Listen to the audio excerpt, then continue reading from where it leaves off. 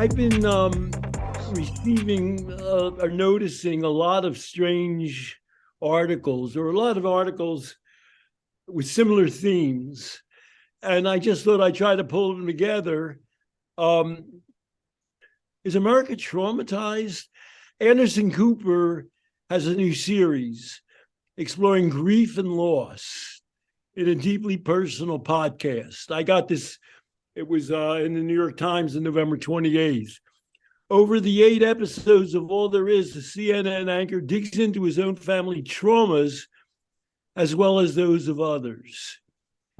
Now, Anderson Cooper is a very prominent journalist in his 50s. He's had a long-term, he's gay, he has a long-term relationship. He has a child.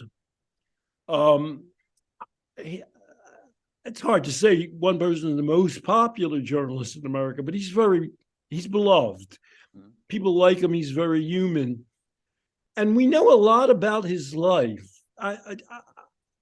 Just about more about his life practically than anybody else in America, because he was very close to his mother, who's named Gloria Vanderbilt.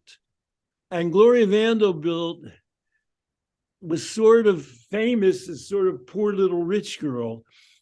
Her name is, she was descended from both the Vanderbilts, who sort of built New York City. Cornelius Vanderbilt owned all the shipping and railroads, and he built Grand Central Station. And Whitney is the name of a big museum. It's another wealthy family. And both sides of the family sought custody over her, and they had a trial. And the trial for her custody when she was a small girl received worldwide press coverage, because they're two of the wealthiest families in the world. And as a result, she was sort of, people were fighting over her, but nobody seemed to want her. And so this is Gloria Vanderbilt, who Anderson Cooper's mother. But she emerged from that. And in the 1970s, Vanderbilt launched a line of fashions, perfumes, and household goods bearing her name. She was particularly noted for the first developer of designer blue jeans. So Anderson Cooper's mother was one of those people you might say is a victim of being a wealthy person who was traumatized. People fought over her but didn't want her. It had a lot to do with money. And she emerged from that and developed an entire fashion line associated with her name and became wealthy again. Her biography, she studied at the Art Institutes League of New York. She was known for her artwork with one-woman exhibitions. She held her own museum exhibitions. She developed a series of Hallmark cards, and she continued that throughout her life. She also wrote a great deal. Now, her life wasn't perfect. She had 4 husbands. 2 of those husbands, one was Leopold Stokowski, who was the most famous conductor in America, and the other is Sidney Lumet, a very famous director. So she is living a life as much emblazoned in the headlines as there could be. And she's very close to her son, Anderson Cooper. And that they were joined together because Anderson Cooper is in his mid-50s now. When he was 21, his older brother committed suicide. And among other things, Gloria Vanderbilt has written a number of novels, and she wrote a memoir about her son's death. And in January 2017, HarperCollins released a book co-authored by Vanderbilt and her son, Anderson, The Rainbow Comes and Goes, A Mother and a Son on Life, Love, and Loss. The book was described by the publisher as a touching and intimate correspondence between Anderson Cooper and his mother, offering timeless wisdom. So they also did a HBO special, Nothing Left Unsaid. So Anderson Cooper is a human being who's explored his life, and his mother's written a number of memoirs. Her life is extremely public, sort of throughout his life. And now he's doing a series about grief and loss of grief and loss in life. This is a quote from him before the current series. This is what he said. Loss is a theme that I think a lot about, and it's something in my work that I dwell on. I think when you experience any kind of loss, especially the kind I did, you have questions about survival. Why do some people thrive in situations that others can't tolerate? Why would I be able to survive and get on in the world on my own? At one point in the history of America, we might have focused on that last question. What about Anderson Cooper? I mean, he was gay as well. He's in his mid-50s. It wasn't fashionable to be gay at that time. It wasn't something that was accepted. How did he survive and become among America's most prominent journalists? We might focus on that. And instead, at this late point in life, he has a permanent partner, a life partner. He has a child himself. He wants to focus on loss and grief. Does that say something about America, that that's where we're at? Maybe. Jump in if you feel like it, Zach. It's two different ways of looking in the mirror. At one point in the history of America, we might have said, here's a person whose older brother committed suicide. Now, I'm not going to say anything against Anderson Cooper.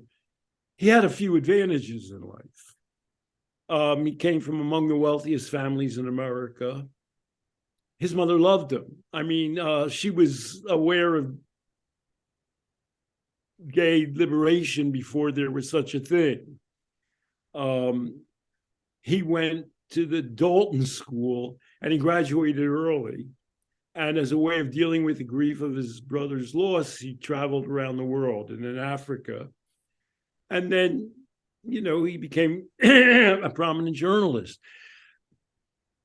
Somebody might look at that and emphasize it's incredible how he recovered from that loss. At the same time, you would say, gosh, he had an awful lot of resources and advantages to take advantage of. But that's not how we're doing it nowadays. People suffer losses like that. It's not good. Like no one would want that kind of loss. And when someone has that kind of loss or that difficulty in life, you want to be able to nurture that. You want to be able to have empathy and say, well, geez, that's a human difficulty, and there's nothing good about it. But right, someone in a lower socioeconomic status, let's just say, somebody with many fewer resources could have experienced a similar loss. And interestingly, I know a lot of people in those situations who do suffer that kind of loss, whose mindset is something like, well, given that I'm facing so much, it sure is awesome that I have an appreciation for, in one case, music. That'll carry me. Whereas Anderson Cooper, you can kind of make a long list, a scroll style list of the resources and the availabilities that he's had in his life. And that's not the focus. So you're saying with some people, it was almost as though Anderson Cooper could sort of pick. Yes. What might I do? I mean, when he was 21 when his brother died at 23. He didn't think, I'll be a prominent journalist. He probably had an array of things he might have chosen from. You're saying that you've known people that perhaps had one strength or one gift, and it was that one thing that they turned to as their pillar of strength in order to get them through difficult childhood or life circumstances. I'm saying that. You said that beautifully. And I'll add that I know people with many fewer strengths or gifts who have gone in opposite direction. And, looking on, a person wouldn't exactly be surprised that they would go in an opposite direction because they didn't have such a selection. But what we might try and do, we're part of the Life Process program, Our goal is to help people recognize their strengths and their ability to control their lives. If we were to look at those circumstances that they underwent, we would emphasize what they do, what resources they do have, which in just about any other human being's case are less than Anderson Cooper's, and to work on those strengths to foster their optimism. I just want to mention one person. I'm not here to parade my own life. It's not my approach to addiction or therapy or anything. I'm not a role model for anybody. I had one brother, an older brother, and he committed suicide. So, that doesn't make me good or bad. It doesn't mean I know more than other human beings or I know less than other human beings. But let's just say many of us, have faced things that could be called traumas. And in fact, they're not that exceptional. So let me just go on to other things that have come across my transom. All of this occurred within a couple of days. I just happened to notice it. The article about Anderson Cooper's new series explores grief and loss came in the New York Times on November 28th. On November 27th, there was a Times article called "Grief is a Forever Thing." My 21-year-old sister ended her life on April 16th, 1990. There isn't a week that goes by that I don't think of her. In my mind, she's as vibrant as the last day I saw her, and she is often in my dreams. On November 27th, How to Talk to a Widow, New York Times. People are kind, some are wonderful for a time, then they move on to the next widow. People assume that I was feeling better about my widowhood. I guess I was supposed to have recovered from that. Apparently, the correct amount of time is a year or so. Apparently, I wasn't doing the recovery thing right. So in a period of a couple of days, it just struck me how many people were focusing on centering their life around grief and loss. Anderson Cooper, if he has among his skills, is ferreting out what is strong in our culture, what's the way of people are thinking. There was another article in the New York Times. I range pretty far afield doing my research. I just sit around tooling around. Waiting for Times articles? Yeah. Selena Gomez, Taylor Swift, and the Reality of Imperfection. New York Times, November 27th. Mm-hmm. By most measures, Selena Gomez and Taylor Swift are remarkable women. Intelligent and capable, they've succeeded through innate talent, hard and sustained work, ambition, and vision. Both are the kind of mega pop stars who inspire convulsions of adulation and tears. Crowds surge in part in their presence. They're graced with radiance that seems almost exclusive to celebrities, with skin so incandescent it needs no filters. But people don't write songs about that. And in her most recent, Taylor Swift is the most successful recording artist in America now. She has her own industry, but they are not perfect, nor importantly do they prefer to be. A recent Apple TV documentary, Selma Gomez, My Mind and Me, offers an unsparing portrait of Gomez, now 30, and her experience with bipolar disorder, lupus, anxiety, and psychosis. On her latest album, Midnights, Taylor Swift, 32, sings about her depression, working the graveyard shift, about ending up in a crisis. It's me. Hi, I'm the problem. It's me. Hi, everybody agrees. Everybody agrees, goes the song Anti-Hero. Sometimes I feel like everybody is a sexy baby and I'm a monster. Taylor Swift is writing about mood swings she's had and anorexia.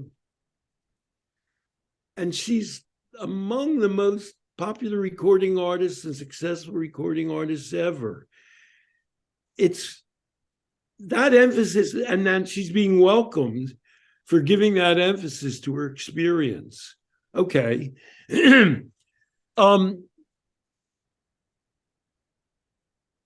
we sort of know a lot about Taylor Swift's social life. I mean, Taylor Swift, nobody comes from as privileged a background as Anderson Cooper, but Taylor Swift is in a minority, an oppressed minority.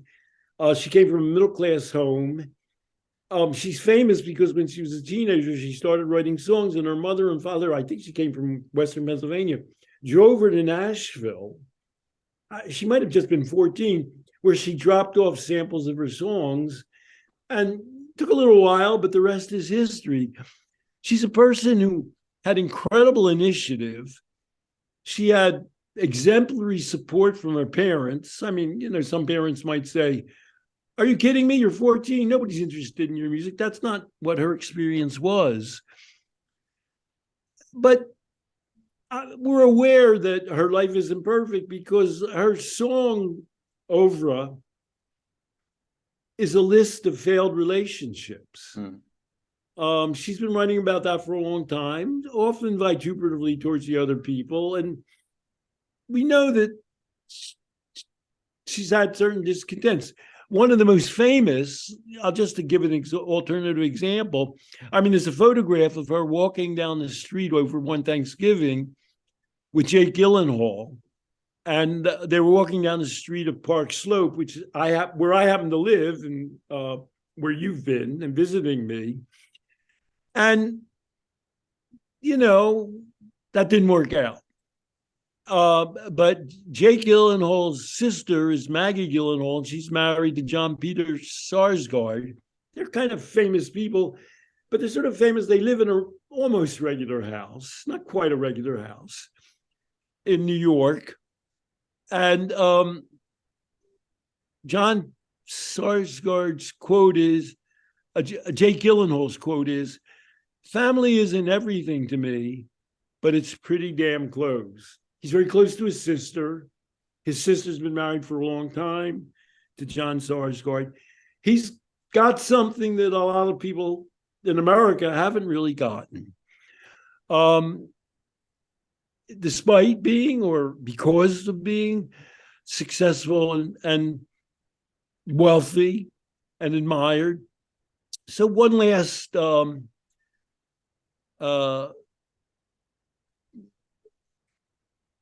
thing, Serena Williams is also giving interviews where she says it's lonely at the top.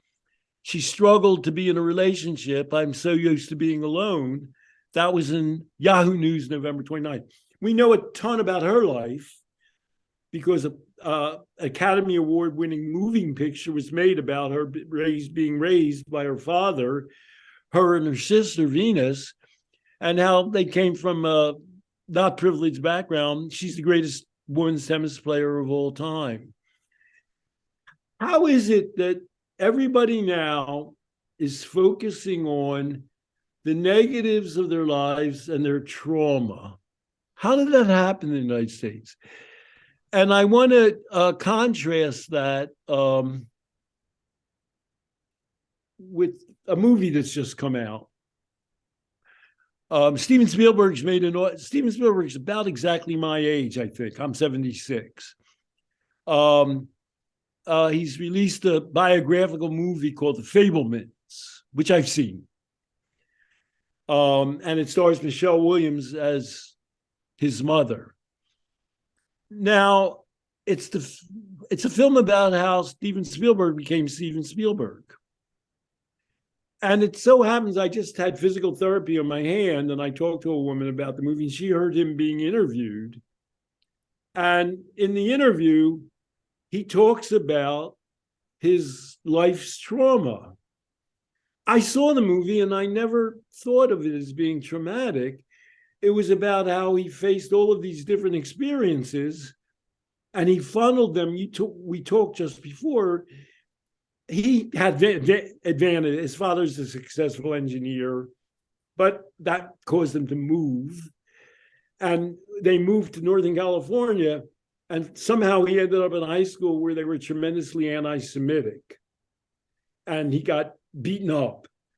So that's traumatizing. But the movie's not a movie to me, about trauma. It's a movie about how he channeled his experiences into becoming arguably the greatest director, contemporary director, certainly one of the top five. And he never reacted to any of his trauma, but he obviously, let me just say the obvious. He and Anderson Cooper and Serena Williams obviously didn't commit suicide. They didn't become depressed or institutionalized or drug addicts, addicted to drugs. They all channeled their lives into tremendously successful careers, which created, Steven Spielberg is divorced once, but he's married successfully to a successful person. That's all. We've gone from a whole different slant on things. And so I was talking to my therapist, and she didn't see the movie, and she said it was traumatic. But one of the big traumas was he learned that his mother was having an affair. And I watched the movie, and I didn't know that she had an affair. They went on vacation, and Spielberg videoed the whole vacation. And then he realized something from doing the video. He excerpted all of the interactions between his mother and his father's best friend. And just by looking at there's no part of the video where he caught them sneaking out and having an affair. Just by looking at those clips, you could see that they were intimate with one another. So his trauma came through, he actually figured out the affair by using his skill. And when he showed it to his mother, I think the movie says she quit the affair. Okay. How he reacted to being bullied by these anti-Semitic kids, he is Steven Spielberg, so he ended up making the class senior film. And in the class senior film, one of the kids who beat him up was a punk. He sort of caught a clip of him like stealing something. So he like humiliated him, the kid, in this class video. But one kid who picked on him was the class hero. He was a super athlete, tall and good looking. And in the film, he made him the hero of the film.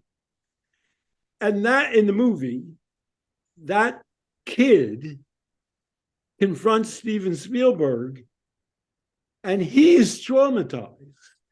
And it's kind of subtle in a way. It's almost like he's saying, you set me up by making me the hero. And I've known people like this. Their lives have never matched up to being a high school hero. It's the reverse almost of what Steven Spielberg was, a nerd who people bullied because of his religion. And the class hero is saying, you set me up for the rest of my life to be a downhill slope. And to me, that's an example of how people channel their negatives into a positive. And now, obviously, Steven Spielberg had all kinds of advantages as well. I mean, well, he's a genius. His parents were prosperous. His mother, who's played by Michelle Williams, loved him, thought he should be great. She herself had suppressed her career as a musician. And so in a way, she was channeling herself into him. While we're at it, I'll just briefly, Michelle Williams is sort of, if Anderson Cooper's America's favorite journalist, and Steven Spielberg's America's favorite director, and Serena Williams is America's favorite tennis player, Michelle Williams is America's famous actress. Everybody loves her. And she plays his mother in the movie. She's famous because at an early age, she was involved with Heath Ledger, a famous Australian gifted actor who committed suicide. And she had a child by him. And so she was in her early 20s at that time. He didn't commit suicide. He died from some combination, as we've discussed, of prescription drugs. And she's raised, I think she has 3 children now. She's raised that child and two others. I can't say she's the best actress in America. She's one of the people who's most admired. She's managed to have that kind of a career. And her life, she didn't get married for another 10 years. She's been married twice since then, until after Heath Ledger's death.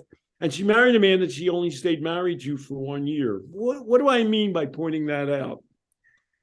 I'm not trying to make anybody look good or bad here. What I'm describing is how recovery or dealing with trauma is a lifetime enterprise. Michelle Williams didn't experience the death of Heath Ledger and figure everything out. She waited a long time to get married, and that next marriage lasted only a year. Okay. So we're talking in terms of decades, which is the same thing we're talking about in terms of Anderson Cooper, and the same thing we're talking about in terms of Steven Spielberg and Serena Williams. They're people who've evolved and developed and emphasized the positives and made connections both with other human beings.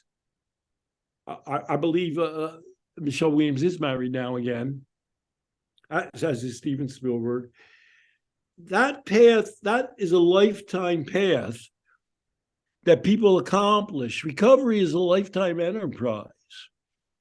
And trauma occurs if kind of the most prominent Americans have experienced that severe trauma and yet have continued on and prospered and done well. Isn't that a message for all of us? Well, you went all over the place there, and I appreciate the case. Right. I appreciate the case studies, but I want to answer some of the questions that were sort of rhetorical and just throw things out there and see how you respond to them. I'll start broad. You're wondering, maybe you're not wondering, but you're thinking about how is it that the stories of traumatic events in people's lives are what catch the mainstream eye.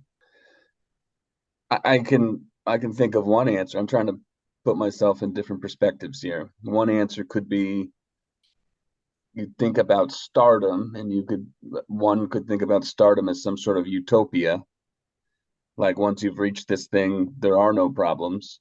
So it's kind of disarming and almost nice in a weird way to think about your favorite stars as being human beings too, who have problems. That's kind of like, and virtuous that they would admit it rather than pretending, so that people get the message that they're normal people and they're stars, rather than pretending that they're in the elite and nothing goes wrong in the elite. They're admitting their problems. They're signaling that they have. So that's fair enough. You're right. The part that seems to be ignored is that the more resources and the more avenues you have to avoid problems and move on, no matter how difficult they are, that is still true among elite people. And it's not knocking them to say that they have more resources. Some people just do. Certainly, I have more resources than a lot of people who I work with in the helping profession and who I know in my community. So there's a perspective of, okay, these are human beings too. Great, they have problems. Awesome. Weirdly enough, people are not thinking about, well, these people have certain privileges to help them move on in life. But sometimes that is the focus. Well, they maybe overcame their traumas, but they have all these reasons that they can move forward. What's missing, I think, and what you kind of stopped me and mentioned early on, is that whatever these resources are that help people move on are also human, the same way problems are human. So it's worth noting and worth shining a light on, what is it about human beings that allows them to take the reins and move forward. And one thing you were mentioning is that you could look at things in the short term. Somebody had a difficult thing happen to them, or something that anybody would feel traumatized with, or just like it's a travesty in their lives. And you look a year out and maybe they're still having troubles. But if you look at the grand scheme of their lives, what's going on and how are they getting a forward trajectory in life? How is Taylor Swift, despite her difficult relationships that she sings about, making it what is it? Is she a billionaire now? Career and all these different Why is Anderson Cooper able to be such a successful host author? Why is what's her name? Taylor Williams. Swift or Right. Serena Williams. Anybody. So right. And so that should be the story. The story could even start with a very easy to access, look, these are humans too. And the look, these are humans too story could be, these are humans with real human problems. You might recognize some of them no matter where you are on the social totem pole. And hey, these are humans too. Chapter 2 is human beings move on, and they can make things better. And they can make things better on some scale of very limited resources to all the resources in the world. What would that look like to you? And the one other thing I'm taking, I think one step further. Why in the United States now is the theme that keeps coming across from both regular people, the widows and the sister committed suicide, and the superstars, past trauma, rather than what you just described, the human resilience and ability to overcome trauma. As a culture, we seem to have gone from one theme. Maybe that was unrealistic, Horatio Alger, how somebody comes from poverty and becomes a great success. Cornelius Vanderbilt came from a farming community and he became the most powerful man in America. That used to be one story that people told. Why is the story that we're telling in America today, even by the people who seem to have done the most to overcome trauma, the opposite story? Why are we focusing so much on trauma? And then here's the next question. Is that the thing that's going to make Americans the happiest and most successful? Is that shift positive and therapeutic? Yeah, right. Well, I mean, why isn't the story in any dimension of news or reporting or narrative, why isn't the story something like we've moved beyond subsistence living and life in some objective dimensions? Let's forget about the mental health piece for a second, because you're saying it's sort of like a mindset, but there's less poverty, there's more ability to do things. We have more resources at our disposal. That's not covered all of that much. You don't think that way given the outlook on America or the world in general. So I think there's if it bleeds it leads element to reporting on mental health.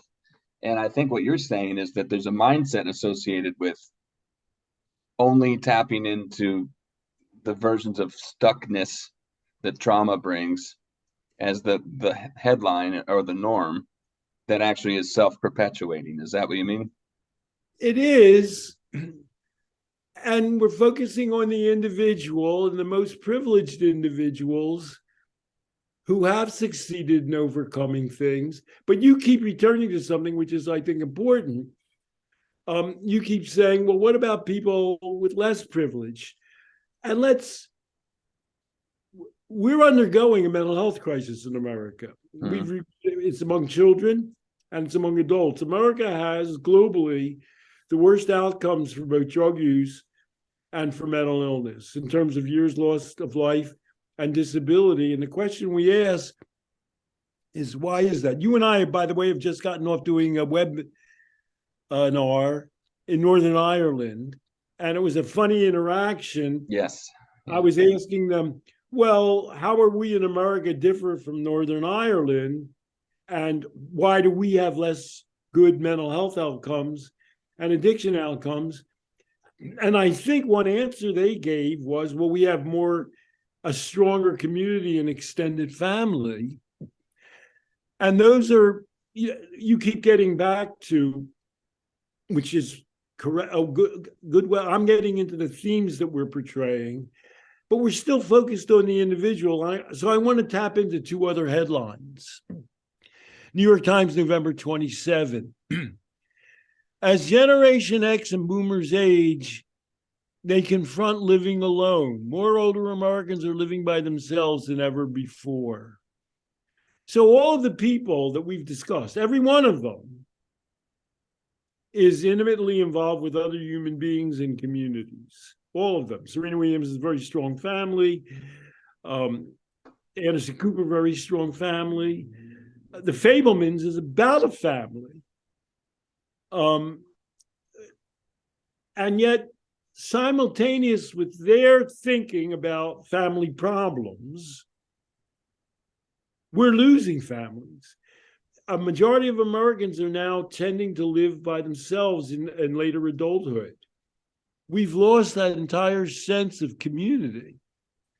And so you keep getting back to this, and you're right. We're focusing on individuals, often privileged individuals. But what about people with less privilege? And what about culture-wide things that are happening? As I'm going to read that November 27 New York Times headline, as Generation X and boomers age, I'm a baby boomer. I'm the first of baby boomers. I was born in January 1946.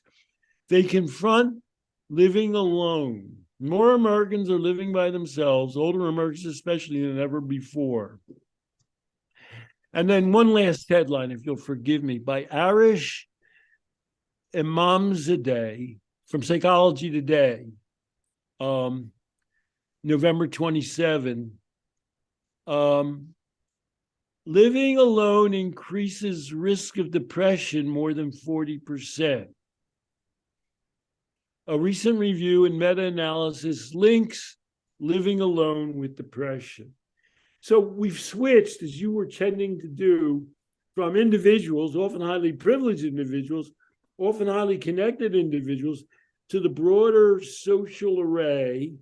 More and more people are isolated. That's true both of a certain group of society and also of society at large. I do have one last headline. I have a question for you after that. Don't let me forget that I No, have a this question. is my last. Yeah. On November 29th, the Financial Times, this is the title of an article. They're in London. How a risky experiment with loneliness is impacting young people. And I saw that Federica Coco is the woman who wrote this for the Financial Times, joined Morning Joe to discuss her latest reporting and what she's calling the approaching loneliness epidemic. So you see where I'm going? We're sitting here worrying about Steven Spielberg's mother had an affair. Yeah. I hope he's okay, right? I hope he's okay. He seems to have weathered that storm. Anderson Cooper's brother committed suicide. I mean, what can you say? We can't minimize that. But now we're having a generation-wide, and you and I have discussed this experience of people being less and less parts of community and relating to others. And we know, first of all, you don't have to get a PhD to know that that's going to discourage mental health. It's going to encourage depression. And that's what the data show. You go. That's, I think I'm keen in on something that what you just said is what I'm interested in. When you read me some statistic about baby boomers living alone, well, you live alone. I live alone. And I'm curious, after I say that, there seems to be a huge difference between living alone and bowling alone, as Robert Putnam would have put it. In other words, you live alone, but do you feel isolated? Well, I guess if we were trying, somebody's got to, Steven Spielberg's job is not to deal with Americans getting lonely. But if we were social policy people and we are addiction people, we're not going to reverse people living alone very easily. Right. But we have the Life Process program, and what we emphasize is how can you improve the relationships that you have? I mean, most of the people that call us, obviously they have families, and they're probably in the privileged part of the population. Maybe they're having trouble with relationships, or maybe they're having difficulties within their families. But we can encourage them to build on those resources, to focus on that, and to focus on their communities. And that's sort of the situation that we're facing. We're going to have to deal with a lot of people who are less embroiled engaged in normal family life, and we're going to have to create compensatory social network. Exactly. And Exactly. so, you and I are doing that right now. And you and I have talked about in our podcast, how do we use technology for that purpose? Well, the experiment that kids are undergoing is that they're relating strictly through media often, and they don't know how to have relationships. A baby boomer is somebody who's been through a lot of relationships. I have an ex-wife and 3 children and grandchildren, and we're using technology as a way of continuing to generate those kinds of contacts and that kind of community and that kind of assimilation. And that's our job, is to make use of technology for that purpose, but also, as you and I have discussed, how to avoid allowing technology to create further and further alienation and aloneness. You go with the more thoughtful book that you could create out of all these headlines. I mean, you could collect headlines in the next 5 years or something, and it's like these stars have made a sense of community or gotten over a trauma, and so can you. Here's how is the self-help book 101. Right. You and I met through technology. I mean, we did a podcast. We hadn't met yet, and we did a podcast. I'd read a book of yours. I read articles of yours. I emailed you. We spoke. I don't even think we saw each other. I think we did it like a Zoom call. That's a way of thinking about how to form a connection, and people can do that. And we've gone beyond that. We've each visited each other in our home format. Right. It's led to technology to actual people. Right. And you've met my son, and I was about to meet your daughter, but and we will. But that's how can we use what we have, our ups and downs, our technological features, our everything, to build a sense of community and mindfulness about the way that we interact with the world, is the message of all that. And your through line is, why the hell are we focused on only how sad somebody is that something bad happened? Why aren't we focused on, how to work together? Why are these isolated articles about how sad someone is? But that's all the people's headlines that you just read. They have enough for a quorum. They could vote on something. They could get together and start a political party or something. They could play basketball, like 5-on-5 full court. And I guess a further question is, so we're talking about individuals as role models, and is the best way for people to get together to commiserate? Mm-hmm.